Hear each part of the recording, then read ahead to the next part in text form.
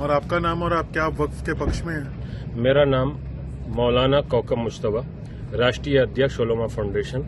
उसी का आज वफद जेपीसी कमेटी के सामने पेश हुआ था, जिन्होंने अपने जो पॉइंट थे वो रखे हैं। इसलिए कि जब से 1954 से वक्फ एक्ट बना है और उस 1995 तक और 2024 तक औकाफ को बर्बाद किया गया है। अगर बर्बाद नहीं हुए हैं, लूटे नहीं गए हैं, तो हर वक्फ बोर्ड से 15 दिन के अंदर रिपोर्ट मंगाई जाए कि वक्फ बोर्ड में रजिस्टर्ड औकाफ की तादाद कितनी है और कितना टैक्स आता है और कितने जिंदा हैं, कितने मुर्दा हैं। जब ये सवाल पैदा होता है तो जो वक्फ के ऊपर काबिज हैं वो अधिकारी की शक्ल में हों, वक्फ बोर्ड के मेंबर की शक्ल में हो या चेयरमैन की शक्ल में हो, उनके पेट में दर्द होने लगता है। वक्फ प्रॉपर्टी किसी का जाती माल नहीं होती है।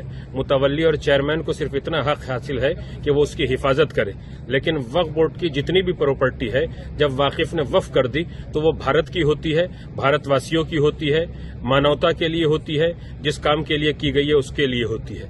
आज मेरी भारत सरकार से गुजारिश है कि जल्दी से जल्दी वक्फ संशोधन बिल 2024 पास किया जाए और जिन लोगों ने वक्फ की जायदादों को बर्बाद किया है, खाया है, लूटा है, उनके खिलाफ तत्काल एफआईआर दर्ज करके उनको सख्त से सख्त सजा दिलाई जाए, ताकि ये सरकार की संपत्ति, कौम और मिल्लत की संपत्ति फिर से कामयाबी और कामरानी की तरफ मिल्लत इंसानियत को बढ़ा सके। मौलाना साहब, आपने सजेशंस क्या क्या दिए हैं आज मीटिंग? मैंने जेपीसी के सामने शिया समुदाय के मसले के ऊपर एक बात ये रखी है कि भारत में 36 सूबों में से 2 सूबों में शिया वक्फ बोर्ड है, बाकी सूबों में शिया वक्फ बोर्ड स्टेट में नहीं है।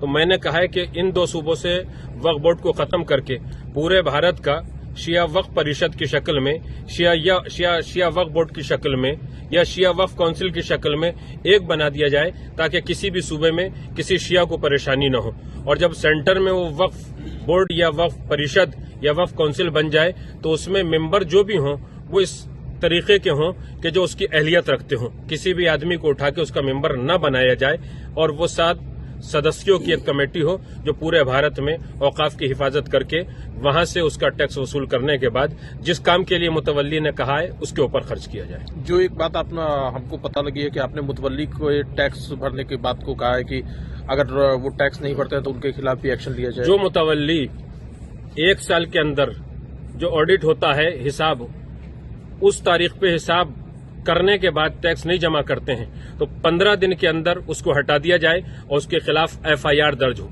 इसी एफआईआर से दर्ज होने से डरने के लिए मौलाना अरशद मदनी जैसे बहुत से मौलवी हिंदुस्तान के अंदर हाय तौबा मचाए हुए हैं कि वक्फ बिल पास न हो, वक्फ बिल पास न हो, वक्फ बिल पास न हो। अरे तुम्हारे साथ अगर कोई घटना हो जाती है तो बड़ी सजा दिलाना चाहते हो। कोई पूरे हिंदुस्तान को लूट के चला जाए, पहले महमूद गजनवी लूट के चला गया, दूसरे बादशाह वो लूट के चले गए, तो जो भी भारत की संपत्तियों को बर्बाद करेगा, लूटेगा, उसके खिलाफ एफआईआर भी दर्ज होगी, उसके पेट से वो माल निकाला भी जाएगा। ये भारत की संपत्तियां हैं।